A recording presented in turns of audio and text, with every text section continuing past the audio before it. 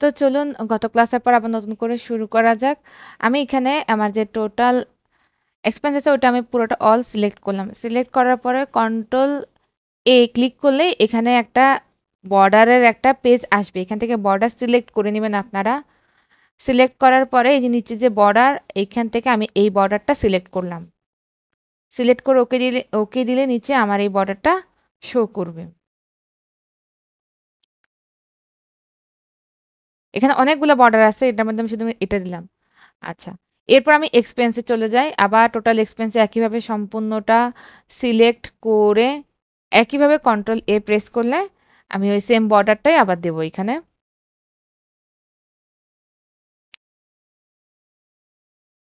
একবারে টোটাল পর্যন্ত আমি সিলেক্ট করলাম।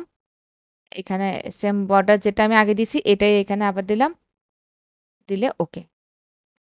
এখন নেট প্রফিট লস আছে না, এইখানে আমি আমার পছন্দ মতো দুটা বর্ডার দিলাম, উপর আর নিচে।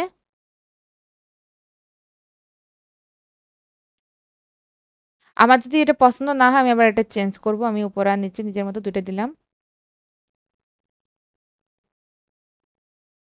আচ্ছা, এখন আবার আমি নতুন করে এটাকে আমি আবার একটু চেঞ্জ করি। যেহেতু আমরা একবার জানি যে কন্ট্রোল প্লাস এ দিয়ে সব চেঞ্জ করা যায়, তাই আমি এটাকে চেঞ্জ করতে পারবো। আমি আপনাদের দেখানোর জন্য প্রথমে একবার দিচ্ছি, দেখুন যে মডেল দিবেন সেই মডেলই কিন্তু এটা চেঞ্জ হবে। আমি যদি উপরে ডাবল দিই, নিচে সিঙ্গেল দিই, সেটাও চেঞ্জ হবে। আবার উপরে নিচে ডাবল, উপরে সিঙ্গেল দি, তাও চেঞ্জ হবে। আপনার যেভাবে রাখতে চান ঠিক সেভাবে এটা, এগুলো সিলেক্ট করে ওকে দিলেই এটা হচ্ছে। আমি আবার এটাকে চেঞ্জ করতে চাই, তাই আমি আবার যাব এটাতে। আমি যেরকমটা চাই ঠিক সেরকমটাই এখানে এখন দেব।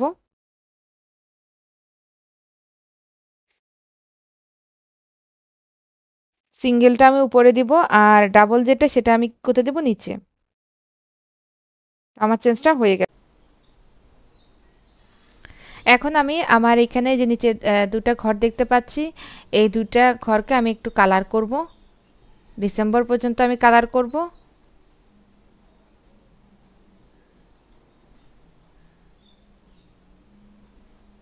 একবারে যে হালকা কালার এইটা দিলাম। একইভাবে আমার এই যে এক্সপেন্স যেগুলো টোটাল সেগুলোকে আমি কালার করে নেব।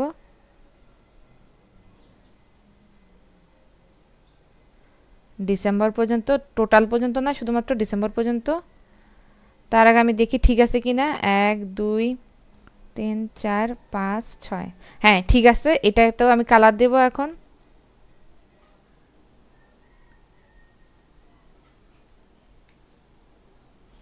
এই কালারটা কেমন জানি লাগতেছে, আমি চেঞ্জ করে একটা কালার দিই।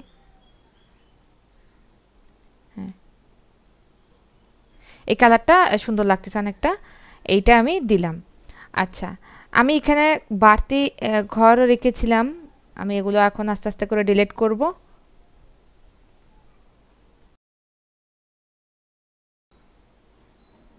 আচ্ছা, কি ডিলিট করব, এখানে তো এক্সট্রা রাখছিলাম যদি কোনো কাজে লাগে জন্য। তো এই রোটা আমি সম্পূর্ণ ডিলিট করতে যাচ্ছি। এটা রাইট ক্লিক করলে এখানে ডিলিট অপশন শো করলে এন্টায়ার রো আমি আগে দেখাইছি, এটা ওকে করলে আপনার এখানে সম্পূর্ণটা ডিলিট হয়ে যাবে। আপনারা হয়তো দেখতে পাচ্ছেন না, আমার দেখা যাচ্ছে না, কিন্তু আমি এটা ডিলিট করছি যে ওইটা হয়তোবা দেখতে পাচ্ছেন। একইভাবে আমার নিচেও যদি এরকম বাড়তি ঘর থাকে, এই যে এখানে 15 16 17 তিনটা আমার কি বাড়তি, আমার যদি মনে হয় আমি এটাও ডিলিট করব তাহলে ডিলিট করতে পারি।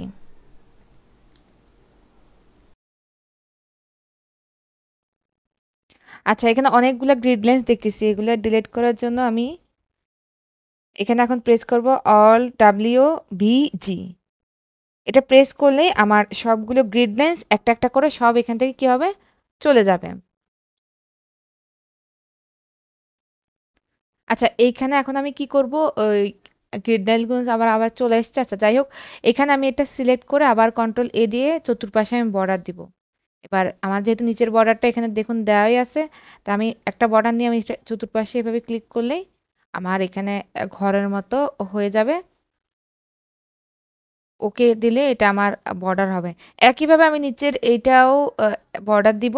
এই সেম প্রসেসে কন্ট্রোল এ ক্লিক করলেই আমার এই বর্ডারের বক্সটা চলে আসবো, ওখান থেকে সেম বর্ডারে আমি এখানেও সিলেক্ট করব। তো ফাইনালি আমি গ্রিড লাইন্সটা আবার ক্লিয়ার করে দিয়েছি অল ডাব্লিউবিজি দিয়ে। আচ্ছা, টোটালি আমি এখানে দেখতে পাচ্ছি আমার যেটা বক্স করা ছিল এটা করলাম, নিচেরটা করলাম। আজকের কাজ হচ্ছে এ পর্যন্তই দেখালাম। দেখা হবে আবার নেক্সট ক্লাসে। এতটুকুই আমি এটা ক্রিয়েট করলাম আজকে, কীভাবে আন্ডারলাইন দেওয়া যায়, কীভাবে এখানে এটা শেপ। দেখুন এখন আপনার এক্সেলে যে এত সুন্দর ফরম্যাটিং করলেন, এটা দেখে কারোর এমনিতেই পছন্দ করবে, এমনিতে এটাতে কাজ করতে অন্যরকম একটা। আর প্রথমে যখন আমরা কাজ শুরু করেছিলাম তখন আমাদের কিন্তু কিছুই ছিল না, এগুলো সবগুলো আমরা ডেকোরেট করে এত সুন্দর করে ক্রিয়েট করলাম। তো সবাইকে ধন্যবাদ আমার ক্লাসটা দেখার জন্য।